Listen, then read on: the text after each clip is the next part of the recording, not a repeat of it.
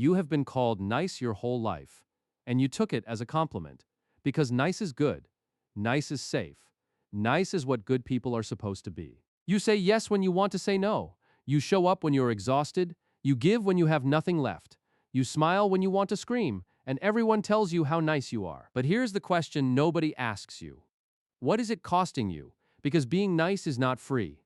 It never was. You have just been paying the bill quietly. You learned early that being nice kept you safe. When you were small, pleasing the adults around you meant survival. A happy parent was a safe parent. A pleased teacher was a kind teacher. So you got very good at disappearing. You learned that your value lived in what you could do for others, that your needs came last.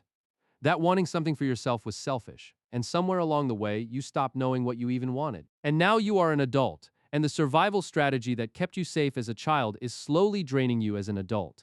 The people around you are not your parents. They are not dangerous, but your body does not know that. You still say yes because saying no feels like danger. You still give because withholding feels like abandonment. You still smile because frowning feels like failure. Your nervous system is running old software, and it is burning you out. So here is what starts to happen. You build up resentment. You do not notice it at first. It is small, quiet. You say yes to coffee with a friend who drains you. You say yes to a favor for someone who never returns them. You say yes to family gatherings that exhaust you. And one day, someone asks you for one more thing. Something small, something reasonable, and something inside you snaps. You do not even know why. It was just coffee. It was just a favor. But it was the straw, and now you're the bad guy. And here's the cruelest part. When you finally break, people call you difficult. When you finally say no, people call you selfish. When you finally stop being nice, people say you changed. And you did change. You stopped paying a price you could not afford anymore. So let us talk about what nice actually costs. It costs your time, the hours you give away that you will never get back. It costs your energy, the fuel you burn, keeping everyone else warm while you freeze. It costs your peace, the quiet moments you spend worrying about whether everyone else is okay. It costs your voice, the words you swallow because speaking up might upset someone. It costs your identity, the person you might have been if you had not spent so much time being who everyone wanted you to be. And here is the truth that took me too long to learn. Nice is not the same as kind. Nice is about keeping the peace. Kind is about doing what is right. Nice says yes when it hurts you. Kind says no when it protects you. Nice is a performance. Kind is a choice. Nice comes from fear. Kind comes from love for yourself and others. And the world does not need more nice people who are burning out. It needs more kind people who know their limits. So how do you stop being nice and start being kind? You start with one no. One small no. Not to something huge. Just to something you do not have the energy for. A coffee date you do not want. A favor that drains you. An invitation that feels like an obligation. You will feel terrible at first. Your body will scream that you are being mean. That is the old software running. That is the child in you who learned that no was dangerous. Let them scream. They are wrong. Then you say another no.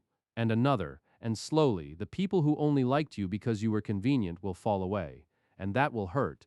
But the people who stay, they are the ones who see you. Not the performance. You. And something else will happen. You will start to have energy. Energy you did not know you lost. You will have time. Time that was never yours before. You will have space. Space to ask yourself what you actually want. And you will start to notice something strange. The people who stayed, they do not need you to be nice. They need you to be real. They need you to be honest. They need you to say no when you need to. Because they want a person, not a service. And you will start to trust yourself again. You will trust that when you say yes, it is because you want to. Not because you have to. You will trust that your yes has value now because your no exists. This is not about becoming mean. It is about becoming whole. It is about understanding that you are not here to be convenient for everyone else. You are here to live your life. And you cannot live your life if you are always living everyone else's. So here's what I want you to take from this. You are allowed to be done. Done being the one who always shows up. Done being the one who never complains. Done being the one who makes everyone else comfortable at your own expense. You are allowed to be inconvenient. You are allowed to disappoint people. You are allowed to exist without apologizing for it. You are allowed to be a person, and people are not always nice. But they can be kind, and kind is better. So stop being nice. Start being real. Start being kind. Start being you. And let the people who only wanted the performance find someone else to perform for.